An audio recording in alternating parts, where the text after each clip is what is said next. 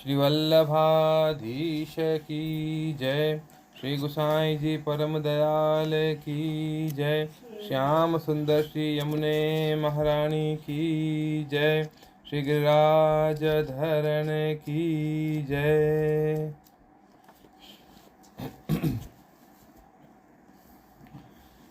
श्रीमद् भागवत तृतीय स्कंध चल रहा है। आज है 13वां अध्याय।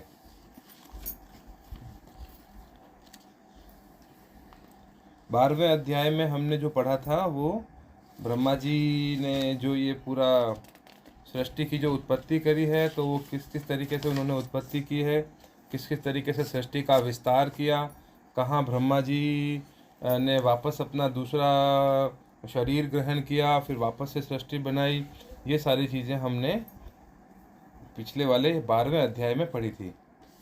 आज है त्रयोदशोध्याय, 13वां अध्याय, और आज है वाराह अवतार की कथा।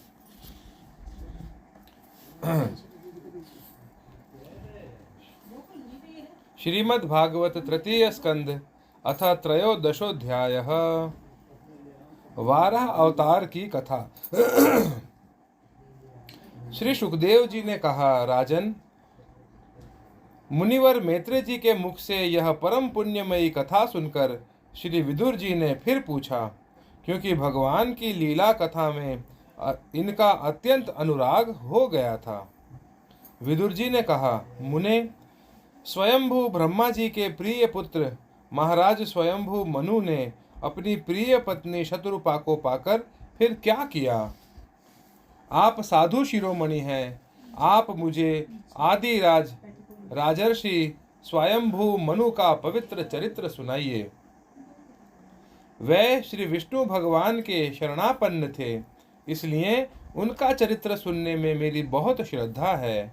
जिनके हृदय में श्री मुकुंद के चरणारविंद विराजमान हैं, उन भक्त जनों के गुणों को श्रवण करना ही मनुष्यों के बहुत दिनों तक किए हुए शास्त्र के अभ्यास के श्रम का मुख्य फल है, ऐसा विद्वानों का श्रेष्ठ मत है। श्री सुखदेव जी कहते हैं, राजन, विदुर जी सहस्त्र शीर्षा भगवान श्री हरि के चरण के आश्रित भक्त थे। उन्होंने जब विनय पूर्वक भगवान की कथा के लिए प्रेरणा की, तब मुनिवर मैत्रेय जी का रोम रोम खिल उठा। उन्होंने कहा, श्री मैत्रेय जी बोले, जब अपनी भार्या शतरूपा के साथ स्वयंभू मनु का जन्म हुआ, तब उन्होंने बड़ी नम्रता से हाथ जोड़कर श्री ब्रह्मा जी से कहा, भगवन, एकमात्र आप ही समस्त जीवों के जन्मदाता और जीविका प्रदान करने वाले पिता हैं। तथापि हम आपकी संतान ऐसा कौन सा कर्म करें जिससे आपकी सेवा बन सके? पूज्यपाद, हम आपको नमस्कार करते हैं। आप हमसे हो सकने योग्य किसी ऐसे कार्य के लिए हमें आज्ञा दीजिए जिससे इस लोक में हमारी सर्वत्र कीर्ति हो और परलोक में सद्गति प्राप्त हो। श्री ब्रह्मा जी ने कहा, तात पृथ्वीपते, तुम दोनों का कल्याण हो। मैं तुमसे बहुत प्रसन्न हूँ, क्योंकि तुमने निष्कपट भाव से मुझे आज्ञा दीजिए ऐसा कहकर मुझे आत्मसमर्पण किया है। वीर, पुत्रों को अपने पिता की इसी रूप में पूजा करनी चाहिए। उन्हें उचित है कि दूसरों के प्रति ईर्ष्या का भाव न रखकर जहाँ तक बने उनकी आज्ञा का आदर पूर्वक सावधानी से पालन करें।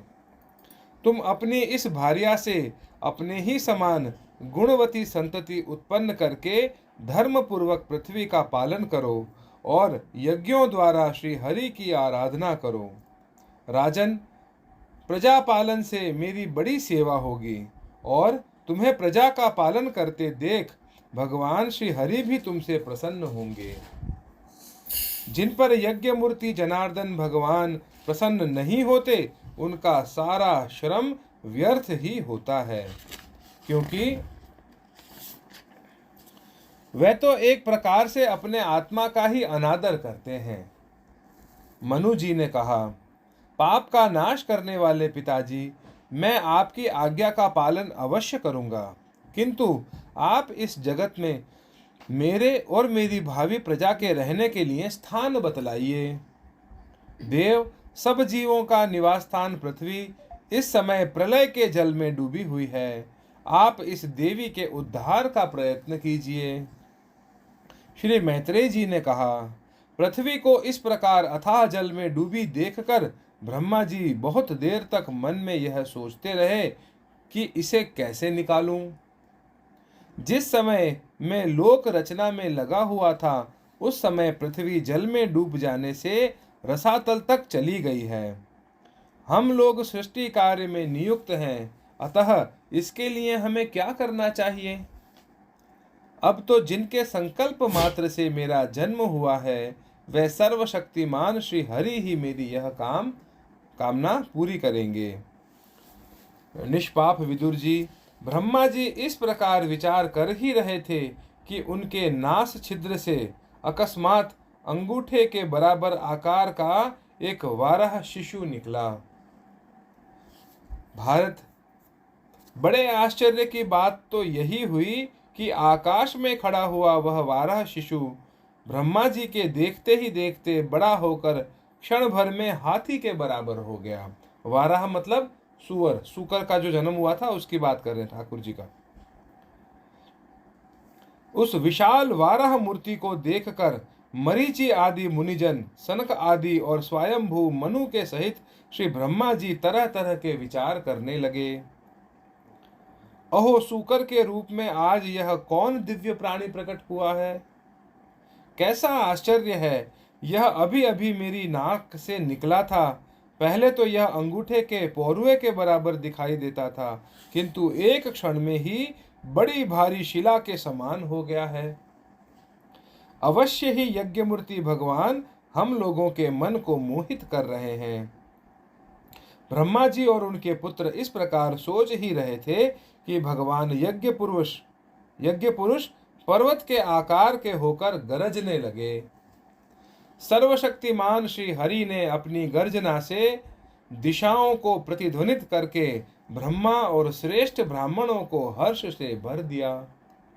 अपना खेद दूर करने वाली मायामय वराह भगवान की घुरघुराहट को सुनकर वे जनलोक, तपलोक और सत्यलोक निवासी मुनिगण तीनों वेदों के परम पवित्र मंत्रों से उनकी स्तुति करने लगे।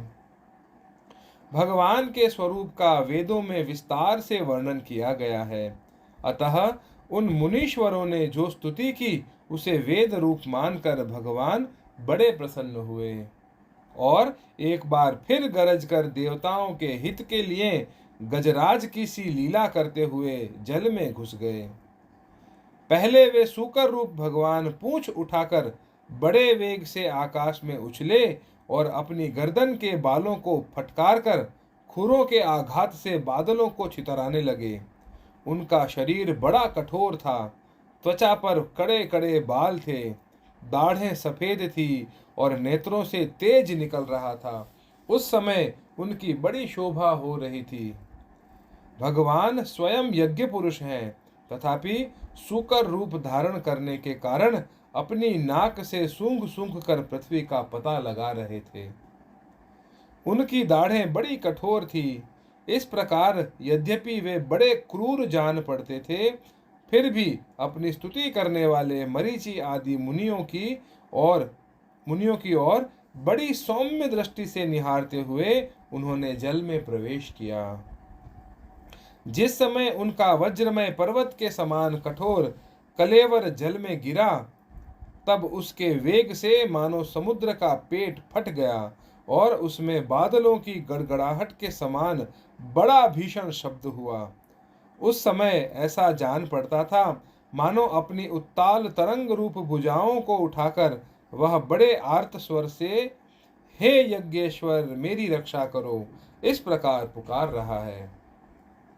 तब भगवान यज्ञमूर्ति अपने बाण के समान पैने खुरों से जल को चीरते हुए उस अपार जल राशि के उस पार पहुँचे। वहां रसातल में उन्होंने समस्त जीवों की आश्रय भूता पृथ्वी को देखा, जिसे कल्पांत में शयन करने के लिए उद्यत श्री हरि ने स्वयं अपने ही उदर में लीन कर लिया था।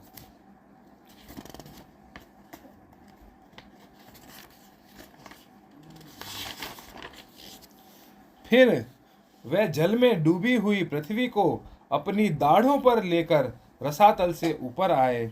उस समय उनकी बड़ी शोभा हो रही थी। जल से बाहर आते समय उनके मार्ग में विघ्न डालने के लिए महापराक्रमी हिरण्याक्ष ने जल के भीतर ही उन पर गदा से आक्रमण किया। इससे उनका क्रोध चक्र के समान तीक्ष्ण हो गया और उन्होंने उसे लीला से ही इस प्रकार मार डाला जैसे सिंह हाथी को मार डालता है। उस समय उसके रक्त से थूथनी तथा कनपटी सन जाने के कारण वह ऐसे जान पड़ते थे मानो कोई गजराज लाल मिट्टी के टीले में टक्कर मारकर आया हो। तात जैसे गजराज अपने दांतों पर कमल पुष्प धारण कर ले, उसी प्रकार अपने सफेद दांतों की नोक पर पृथ्वी को धारण करके जल से बाहर निकले हुए तमाल के समान नील वर्ण वाराह भगवान को देखकर ब्रह्मा मरीचि आदि को निश्चय हो गया कि ये भगवान ही हैं। तब वे हाथ जोड़कर वेद वाक्यों से उनकी स्तुति करने लगे।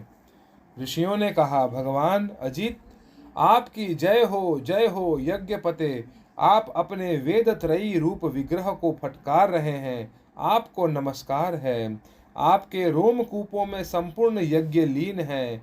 आपने पृथ्वी का उद्धार करने के लिए ही यह सूकर रूप धारण किया है, आपको नमस्कार है। देव, दुराचारियों को आपके इस शरीर का दर्शन होना अत्यंत कठिन है, क्योंकि यह यज्ञ रूप है। इसकी त्वचा में गायत्री आदि छंद, रोमावली में कुश, नेत्रों में घृत तथा चारों चरणों में होता, अर्धवर्यु, उद्गाता और ब्रह्मा, इन चारों ऋत्विजों के कर्म हैं। ईश आपकी थूथनी यानी मुख के अग्र भाग में स्त्रुक है, नासिका छिद्र में स्त्रुआ है, उदर में इड़ा है, कानों में चमस है, मुख में प्राशित्र है और कंठ छिद्र में ग्रह यानी सोमपात्र है। भगवन, आपका जो चबाना है वही अग्निहोत्र है। बार बार अवतार लेना यज्ञ स्वरूप आपकी दक्षिणीय इष्टि है। गर्दन उपसद 3 इष्टियां हैं। दोनों दाढ़े प्रायणीय दीक्षा के बाद की इष्टि और उदयनीय यज्ञ समाप्ति की इष्टि है। जिह्वा प्रवर्ग्य प्रत्येक उपसद के पूर्व किया जाने वाला महावीर नामक कर्म है। सिर सभ्य यानी होम रहित अग्नि और आवस्थ्य यानी उपासनाग्नि है तथा प्राण चिति यानी इष्ट का चयन है। देव, आपका वीर्य सोम है। आसन प्रातः सवनादि 3 सवन हैं। 7 धातु अग्निष्टोम, अत्यग्निष्टोम, उक्त षोडशी, वाजपेय, अतिरात्र और आप्तोर्याम नाम की 7 संस्थाएं हैं तथा शरीर की संधियां संपूर्ण सत्र हैं। इस प्रकार आप संपूर्ण यज्ञ और क्रतु रूप हैं। यज्ञानुष्ठान रूप इष्टियां आपके अंगों को मिलाए रखने वाली मांसपेशियां हैं। समस्त मंत्र, देवता, द्रव्य, यज्ञ और कर्म आपके ही स्वरूप है, आपको नमस्कार है। वैराग्य, भक्ति और मन की एकाग्रता से जिस ज्ञान का अनुभव होता है वह आपका स्वरूप ही है तथा आप ही सबके विद्या गुरु हैं, आपको पुनः पुनः प्रणाम है। पृथ्वी को धारण करने वाले भगवन, आपकी दाढ़ों की नोक पर रखी हुई यह पर्वत आदि मंडित पृथ्वी ऐसी सुशोभित हो रही है जैसे वन में निकलकर बाहर आए हुए किसी गजराज के दांतों पर पत्र युक्त कमलिनी रखी हो। आपके दांतों पर रखे हुए भूमंडल के सहित आपका यह वेदमय वाराह विग्रह ऐसा सुशोभित हो रहा है जैसे शिखरों पर छाई हुई मेघमाला से कुल पर्वत की शोभा होती है। नाथ, चराचर जीवों के सुख पूर्वक रहने के लिए आप अपनी पत्नी इन जगन माता पृथ्वी को जल पर स्थापित कीजिए। आप जगत के पिता हैं और अरणी में अग्नि स्थापन के समान आपने इसमें धारण शक्ति रूप अपना तेज स्थापित किया है। हम आपको और इस पृथ्वी माता को प्रणाम करते हैं। प्रभो, रसातल में डूबी हुई इस पृथ्वी को निकालने का साहस आपके सिवा और कौन कर सकता है? किंतु आप तो संपूर्ण आश्चर्यों के आश्रय हैं। आपके लिए यह कोई आश्चर्य की बात नहीं है। आपने ही तो अपनी माया से इस अत्याश्चर्यमय विश्व की रचना की है। जब आप अपने वेदमय विग्रह को हिलाते हैं, तब हमारे ऊपर आपकी गर्दन के बालों से झरती हुई शीतल जल की बूंदें गिरती हैं। ईश, उनमें से भीग कर हम जनलोक, तपलोक और सत्यलोक में रहने वाले मुनिजन सर्वथा पवित्र हो जाते हैं। जो पुरुष आपके कर्मों का पार पाना चाहता है, अवश्य ही उसकी बुद्धि नष्ट हो गई है, क्योंकि आपके कर्मों का कोई पार ही नहीं पा सकता। आपकी ही योग माया के सत्व आदि गुणों से यह सारा संसार मोहित हो रहा है।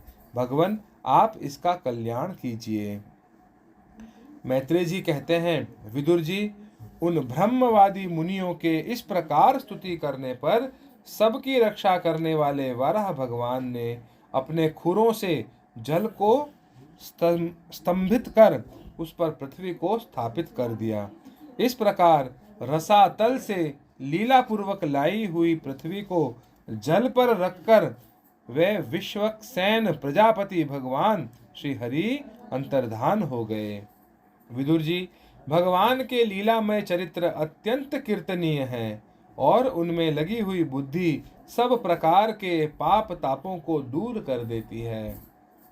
जो पुरुष उनकी इस मंगलमयी मंजुल कथा को भक्ति भाव से सुनता या सुनाता है, उसके प्रति भक्त वत्सल भगवान अंतस्थल से बहुत शीघ्र प्रसन्न हो जाते हैं। भगवान तो सभी कामनाओं को पूर्ण करने में समर्थ हैं। उनके प्रसन्न होने पर संसार में क्या दुर्लभ है, किंतु उन तुच्छ कामनाओं की आवश्यकता ही क्या है। जो लोग उनका अनन्य भाव से भजन करते हैं, उन्हें तो वे अंतर्यामी परमात्मा स्वयं अपना परम पद ही दे देते हैं। अरे, संसार में पशुओं को छोड़कर अपने पुरुषार्थ का सार जानने वाला ऐसा कौन पुरुष होगा जो आवागमन से छुड़ा देने वाली भगवान की प्राचीन कथाओं में से किसी भी अमृतमयी कथा का अपने कर्णपुटों से एक बार पान करके फिर उनकी ओर से मन हटा लेगा। इति श्रीमद्भागवते महापुराणे पारमहंस्यां संहितायां तृतीय स्कंधे वाराह प्रादुर्भावानुवर्णने त्रयोदशोऽध्यायः।